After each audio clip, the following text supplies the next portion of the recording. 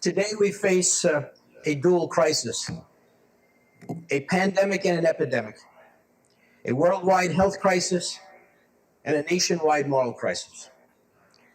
The health crisis is the result of the failure of nations to prepare for what we have known for years was coming. The moral crisis is the result of our nation's failure to confront the racial injustice that has plagued our country from its very beginning. Both are devastating our brothers and sisters in our minority communities. At the same time, both are intensely impacting all of our communities. The response to the COVID crisis was to shelter and socially distance. Remarkably, the response to the moral crisis has been to bring people together, to have them unite. In my district, the 92nd district, there have been 8 rallies stating very clearly that Black lives matter.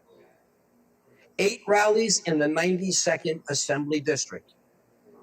Black and white, rich and poor, young and old. And it was heartening to see so many young people out on the street, standing and yelling and saying, it's time for a change. And interestingly, they all targeted 50A as the symbol of the need to change a system that has empowered police misconduct. So I'm speaking now on this bill, the repeal of 50A. But this is an important measure, but it's also a symbol for all of the legislation that we've been working on, some of which we passed yesterday and some of which we're passing today. I have found that I have received more emails, somewhere in the neighborhood of 1,500 emails, calling for the repeal of 50A. We've received telephone calls, people stop me at the rallies. As I said, 50A has become the symbol of what needs to be done. But I support this legislation not only because of my district, but because it's the right thing to do. It provides a shield for information like only 2 other states have done. Way too much of a shield. And I can't figure out the rationale for the shield. All I've heard during the debate was it protects law enforcement officials from possible ridicule. On the other hand, Mr. Speaker, what I see is it facilitates secrecy. It facilitates bad decisions on personnel matters, and it prevents real scrutiny by the public of personnel decisions. This is not only about New York City. We have communities of all sizes and police departments of all sizes. And those communities have a right to know what their local officials are doing, how they're evaluating their law enforcement. They have a right to look over the shoulders of their local officials and see who they're disciplining, who they're keeping on their police departments, who they're letting walk down the street with a badge and a gun. And when we do away with 50A, they will be able to continue that scrutiny day after day and make sure that their local officials are making the right decisions. And those bad decisions, unfortunately, as we have heard over and over again, have had severe impacts.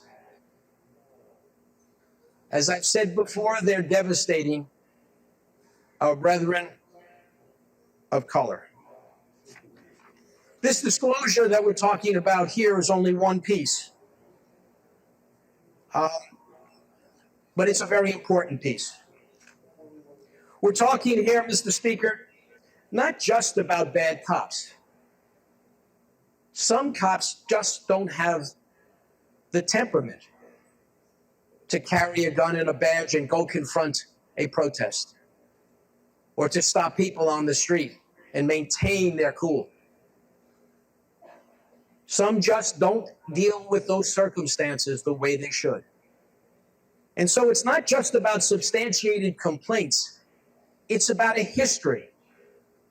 And those who are watching carefully will see a pattern emerge.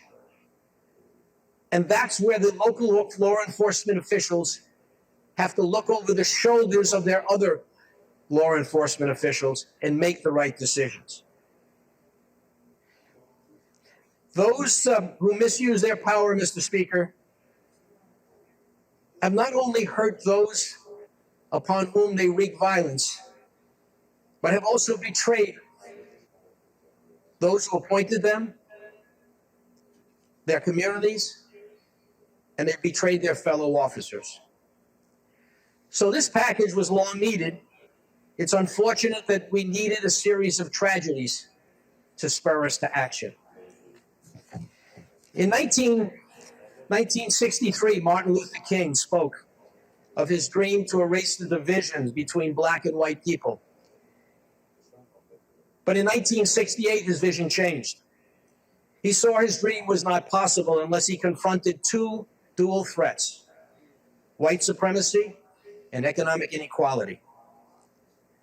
One of my colleagues a moment ago referred to a speech by Robert F. Kennedy, also in 1968, and I'd like to refer to that speech as well. Because Kennedy spoke of social injustice as a kind of violence.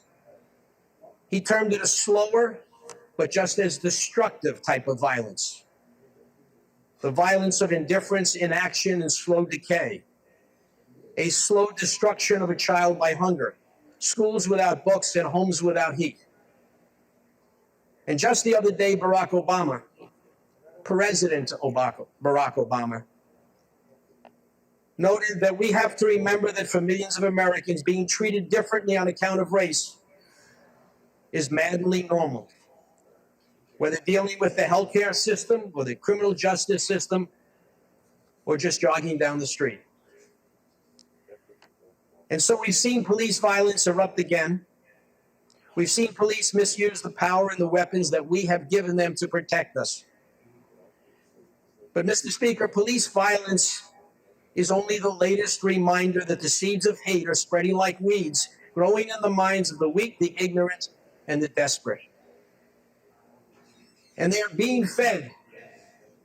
They are being fed now by a man in Washington who reaps political and economic harvest by cultivating division, anger, and hate.